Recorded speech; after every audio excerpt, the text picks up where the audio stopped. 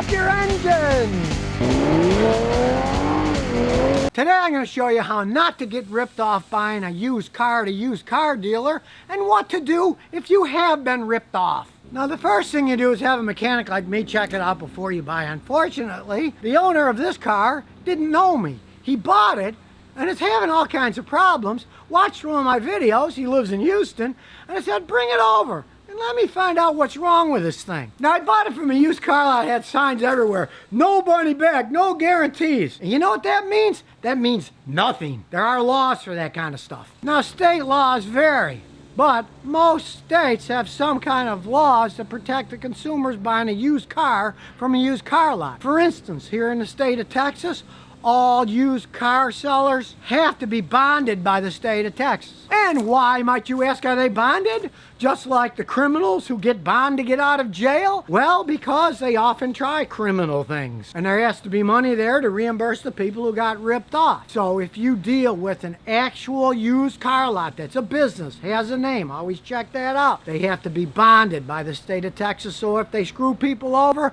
there's money there to pay the person, and you don't have to rely on some sleazy car lot that says, oh, we're not going to pay you. They're bonded by the state of Texas. A lot of states have these laws.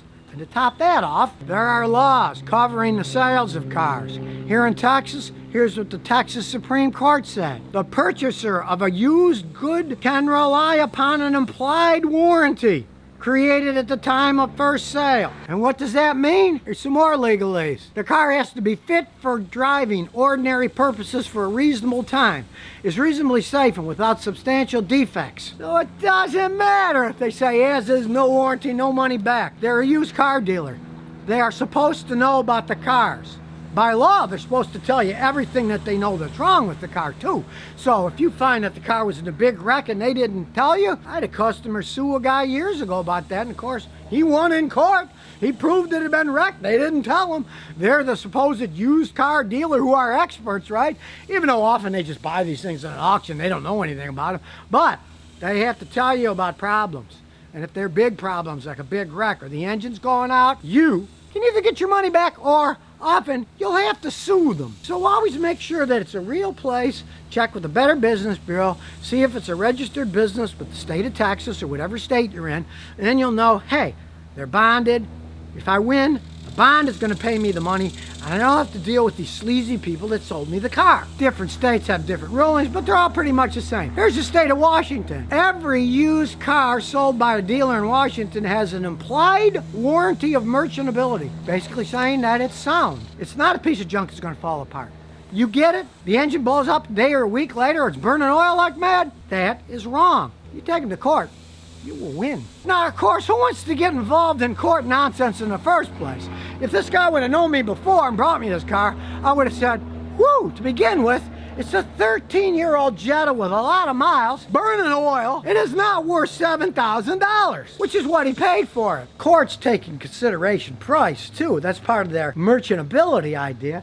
Say you would have paid $500 for this car, which is about all I would have given, right? Well, you bought a $500 car, what do you expect, right? But he paid $7 grand for this thing. As you can see, 162,866 miles on it. And check this out, finger in the old tailpipe. It's greasy, it's coated with oil. It's an oil burner. Now, I certainly expect this with the Volkswagen with the 2.0 turbocharged engine, because these engines, they're notorious for burning oil. I see nothing but oil burners, especially at 160,000 miles. Now, the seller knew what he was doing cosmetically. This has been all cleaned and sprayed with the wax to make it look shiny. And when you look at the vehicle, it's black, it's clean now. I mean, the interior's in rough shape, typical ripped seats.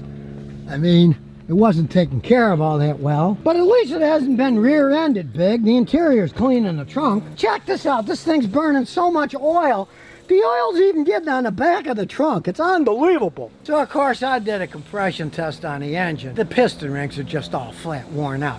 It's typical on these 2-liter turbos. They get the small 4-cylinder engine, which is 1.98 liters. Throw a turbo so it goes fast, but they wear out faster. Plus, a lot of people get suckered into this crap of changing the oil every 10,000 miles. So they go 10K or more, which wears them out even faster. If you got one of these, hey, be like me, be religious. Change the oil every 4,000 or 5,000 miles, not 10,000 miles.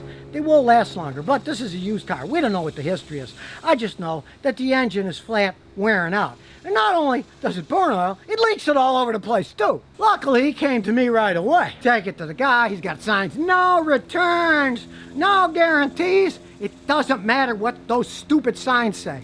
There are laws for used car dealers. They can't be complete sleazebags. They have to cover pre-existing. This guy paid $7 grand. The engine's already worn out. He should never have bought it in the first place, but he has it now, and I'm gonna give him a big write-up, and odds are he'll probably have to hire a lawyer. I doubt if the used car lot cares. With signs like that, they obviously are pretty sleazy to begin with.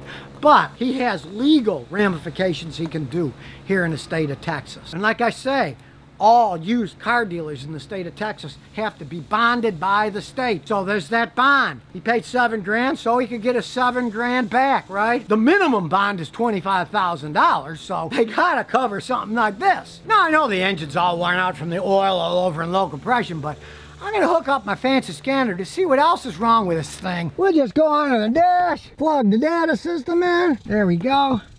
It's on, it's working. Get some serious information out of this thing. Go through diagnosis, auto scan, and here we go. Now it takes a long time to scan through this Volkswagen. It's only 33% done because there's a lot of electronic crap on these things. But this will check them all. But while we're waiting, I mean, it's got a John Craig on the windshield. Check this out. This is the sunroof. It's all cracked and faded away. It kind of looks like something from a modern art gallery, really. It's supposed to be solid black. I joke when I say it takes a long time. This thing's only 71% done. It's been going for 10 minutes. But while I'm waiting, I'm sitting inside the car with it on recirculate with the windows rolled up. I still smell the burning oil coming out of the exhaust. This baby is a serious oil burner. But now it's finally done 100%, and we got 3, 7, 8 trouble codes so far. It's important out of the engine, so we're gonna check them out. And here's the crazy Volkswagen codes. Knock sensor, low input, lower limit not reached. Camshaft position, slow response, bank 1, implausible signal. Knock sensor, high input, upper limit exceeded. So one knock sensor says it won't reach the low, and the other one says it reaches the high. So I'll put that in layman's terms. The engine's basically worn out. The data's make no sense to the computer because it's so far worn that it's beyond what the computer can adjust to. Check engine light comes on and off, and it's not surprising. It's going to make it come on and off. While we're at it, I'll check out the live data. And look at the oxygen sensor data. It's bouncing all over the place because it's trying to compensate for the oil burning that the stupid engine is doing. And we see the mass airflow sensor.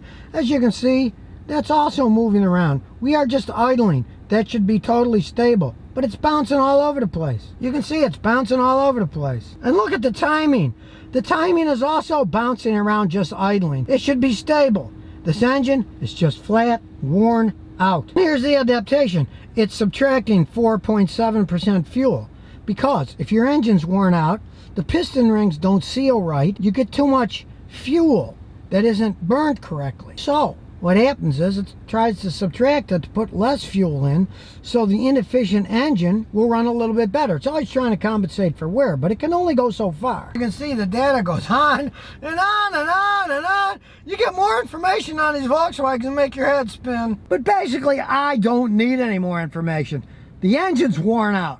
This thing is not worth $7,000. I'd probably give about $500 for this thing. Now my customer had to put $2,000 down on it, and the total price was $7 grand. So that tells me the most they paid for it was $2 grand. A lot of times they pay a lot less.